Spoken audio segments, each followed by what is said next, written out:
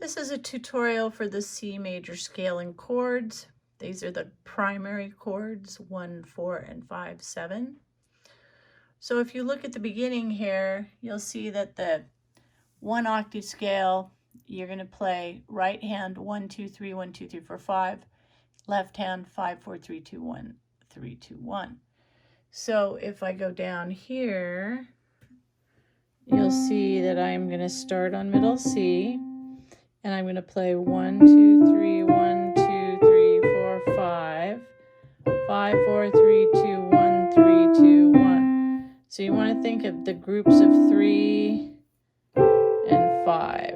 So 1, 2, 3, 1, 2, 3, 4, 5, 5, 4, 3, 2, 1, 3, 2, 1.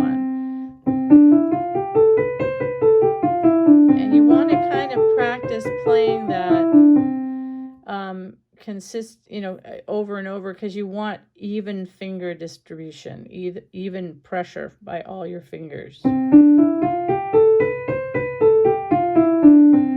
you'll also notice that I'm playing firmly into the key. You want to play like you're playing through the key, so really make sure you're depressing the key. That doesn't mean that you're straining. You're just pressing the key all the way down to the key bed. All right, then you go from this C to a C below that. And if you notice here, it's the bass C, okay? So you're gonna come, and now you're gonna go the opposite direction. 5, 4, 3, 2, 1, 3, 2, 1. 1, 2, 3, 1, 2, 3, 4, 5. Okay, and that would be, again, I would practice that just very consistently.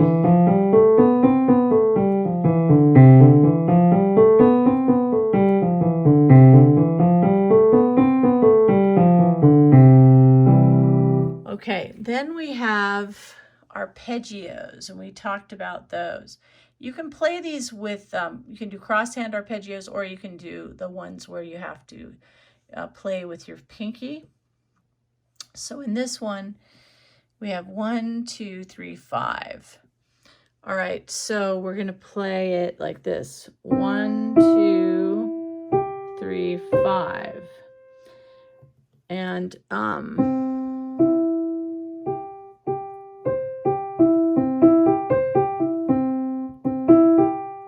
see, if you played it with your forefinger, you couldn't reach that. So now you also notice that I'm letting my hand come off the keys rather than like try to do that.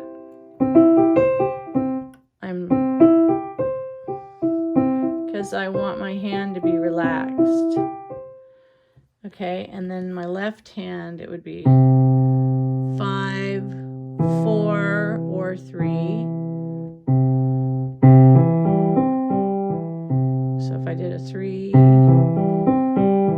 I kind of like the 3 because my third finger is more powerful than my fourth. But if you wanted to practice working with your forefinger to strengthen your forefinger, that would be probably a good exercise. Okay, that would be your 1 octave broken chord or arpeggiated broken chord.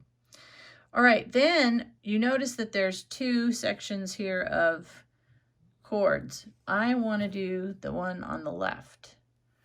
Okay, so right here we have our C chord, then we have our 4 chord, which is our F chord, and then we go back to the C chord, and then we have our 5, 7 chord, and then we have our C chord again. So the reason that they have numbers is that if I took a scale, 1, 2, 3, 4, 1, 2, 3, 4, 5, 6, 7, 8, okay, and the 8 would be, again, a 1. 1 would be the 1 chord, or the C chord, built on that first tonic note of the scale. Then if I went 1, 2, 3, 4, okay, now if I played an F chord, F, A, C, that's built on the 4th scale degree of the scale. And then the 5th scale degree, 1, 4, 5, is a G chord. So that's built on the 5th. So that's why it's called a 5. And then it's a 7th because I have 4 notes. So when you have 4 notes like that, that's a 7th chord. And you'll notice that if I counted 1, 2, 3, 4, 5, 6, 7. So from here to here is an interval of a 7th. So that's how it gets its name, 7th chord. Now you'll notice when you look here that the bottom note is not an F in the F chord, and the bottom note in this one is not a G, it is a B. And that's because these are both inverted. And inverted means that you take the notes and you move them around to different positions. So if I was playing, so the C chord is in root position. Root position means that the note that names that chord is in the bottom. So that chord is a C chord, and it's in root position because the C is on the bottom. Now you notice the F here on the F chord is in the center. So what that means is that you took the F chord and you took the F and you put it on top. Here's your F. So you took this one and went up an octave. So now I've got an interval of a 3rd here, 1, 2, 3, and an interval of a 4th right here, 1, 2, 3, 4. Okay, now if I take that bottom note A and I put it on top, now I have a C, F, A chord. And that's the chord that we play. So that's the 2nd inversion of the F chord. So if I take my F, put it up an octave, that's the 1st inversion. Then if I take the A and put it on top, now I have the 2nd inversion of that chord. And if I inverted one more time and put the C on the top, then I'd go back to root position, the F root position. So a triad, 3 notes, can only be inverted twice, and then it goes back to the root. Now if I took my G chord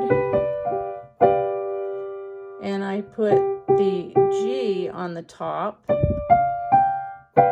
now I get a 3rd and a 3rd and then a 2nd at the top, right?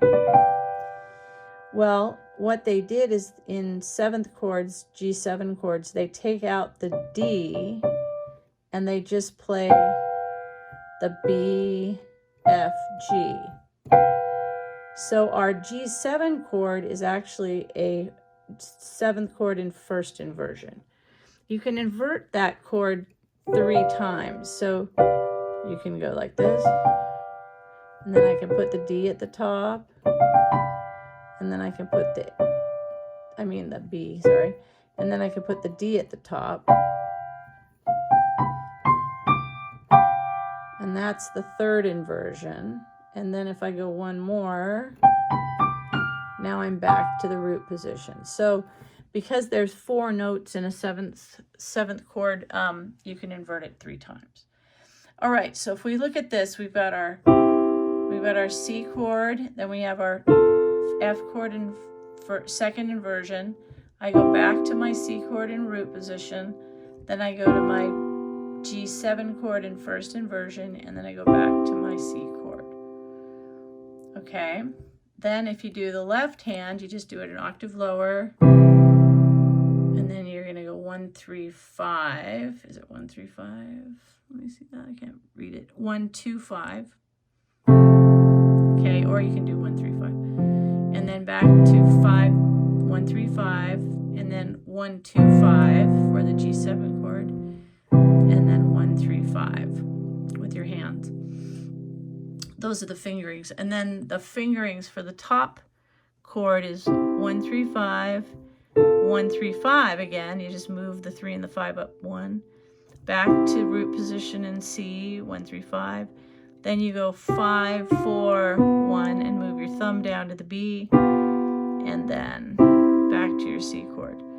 Okay, so I'm going to watch that, how I do that with my hands. So go 1, 3, 5, C, E, G. Then I leave my C, my thumb on C.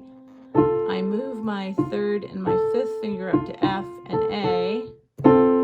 That's my F chord in second inversion. I go back to my C in root position. I leave my pinky where it is, put my forefinger down, and move my thumb.